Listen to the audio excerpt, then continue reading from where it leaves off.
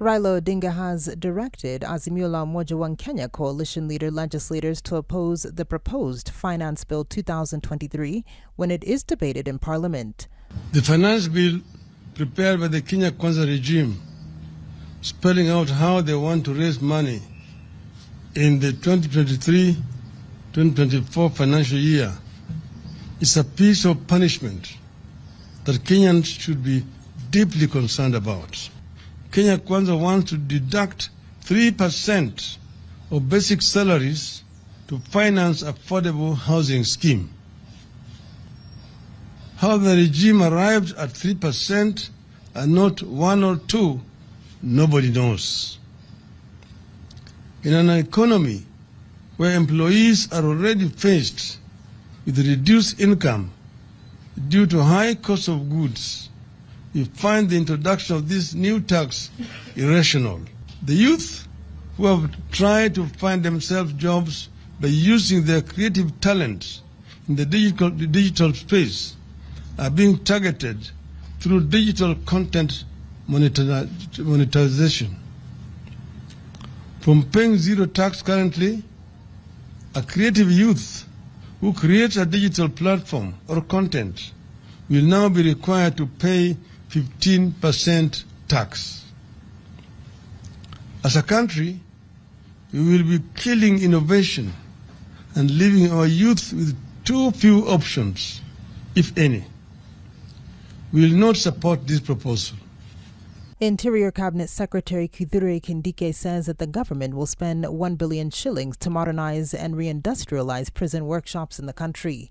I want to announce that we will be providing Moya Prison and other prisons across the country with modern workshop equipment to the tune of 1 billion shillings to make sure that our prisons becomes a place for rehabilitation, empowerment, and preparation of our people who are in prison for reintegration to become useful members of society when they are out of prison. Kwa hivyo tutawapatia vifaa. Nimeona hapa ndio ile vitu ilipotea kabisa, haipatikani, kumbe ilibaki hapa prison. Sijui square, sijui rada, sijui nini, mambo ile ya Vasco da Gama nimeikuta hapa kwa prison. Sikuwa najua. You know, carpentry has moved on. You know, carpenters now are using computers to make furniture, isn't it? And for our prison industries to be, first of all, a training center for our inmates.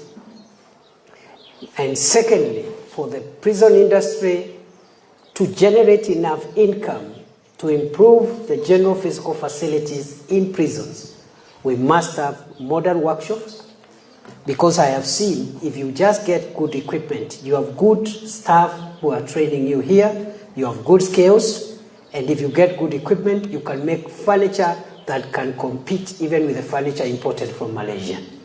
And finally, Deputy President Rigathi Gachagua and outgoing British High Commissioner to Kenya Jane Marriott held deliberations on areas of collaboration between the UK and Kenya. The discussion centered around security in the northern parts of Kenya ahead of the upcoming Kenya-Somalia-Ethiopia Borderlands project. I think a secure and stable northern Kenya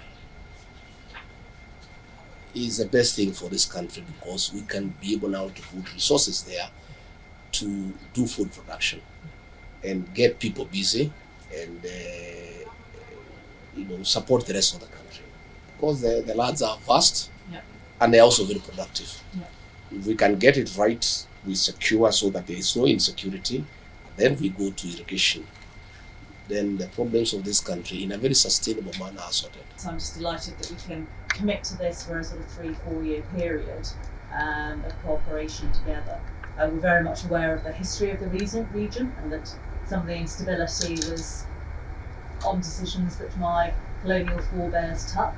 And so I also feel that there is a moral obligation to work with you and support you on all of these issues. For more on these and other stories, log on to www.capitalfm.co.ke/news.